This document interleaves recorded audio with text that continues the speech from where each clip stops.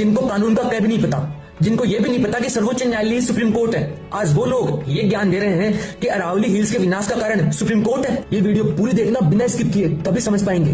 बात बहुत ध्यान से सुने। सुप्रीम कोर्ट कानून और संविधान का रखवाला है। सुप्रीम कोर्ट कोई एनवायरमेंटल, इकोलॉजिकल या जियोलॉजिकल एक्सपर्ट नहीं है। इसलिए सुप्रीम कोर्ट ने सरकार यानी management of environmental, forest and climate change और forest survey of India, geological survey of India को बोला कि आप एक कमेटी बना के रिपोर्ट पेश करें कि किसको अरावली मानी जाए या किसको अरावली नहीं मानी जाए। यानी सुप्रीम कोर्ट ने एक्सपर्ट की राय मांगी। बड़े बड़े शोधकर्ता और वैज्ञानिकों ने अपने एफिडेविट के साथ ये पेश किया कि अरावली 100 मीटर या 100 मीटर से ऊपर वाली हिल्स को ही मानी जाए।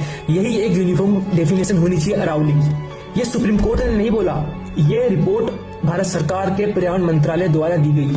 कोर्ट में एक व्यक्ति थे जो अरावली को बचाने के लिए लड़ रहे थे, एमिकस क्यूरी के परमेश्वर। वो गला फाड़ फाड़ के बोल रहे थे, माय लॉर्ड, अगर ये चीज लागू हो गई तो 90% अरावली हिल्स नक्शे से गायब हो जाएगी। लेकिन सरकारी वकील यानी जो सरकार को रिप्रेजेंट करते हैं, एडिशनल सोलिसिटर जनरल्स, उन्होंने ऐसा डेटा प्रेजेंट किया, साइंटिस्ट की रिपोर्ट पेश की, जिसको कोर्ट को मानना ही पड़ा। क्योंकि ऐसे मामलों में कोर्ट एग्जीक्यूटिव्स या जो एक्सपर्ट्स होते हैं उनको रिपोर्ट को मानती ही है। जैसे कि राम मंदिर में जियोलॉजिकल रिपोर्ट को कोर्ट को मानना पड़ा था।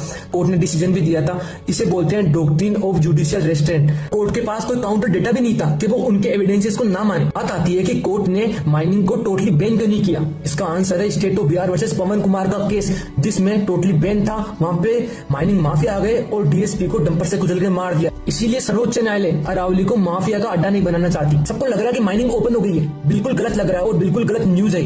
क्योंकि इस जजमेंट का पैरा 50 और क्लोज 5 में पढ़ के सुनाता हूँ। We further direct that till the MPSM यानी Management Plan for Sustainable Management is finalized, no new mining lease should be granted।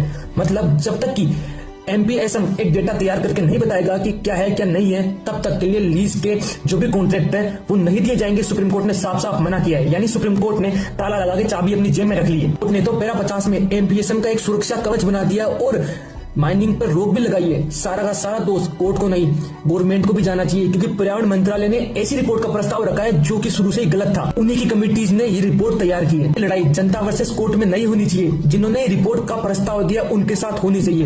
ये video ministry of environmental, forest and climate change के साथ, GSI के साथ, FSI के साथ, सबके साथ टेक कर दो और बता दो कि हम अपनी अरावली को बचा के रहेंगे। सेव अरावली। धन्यवाद।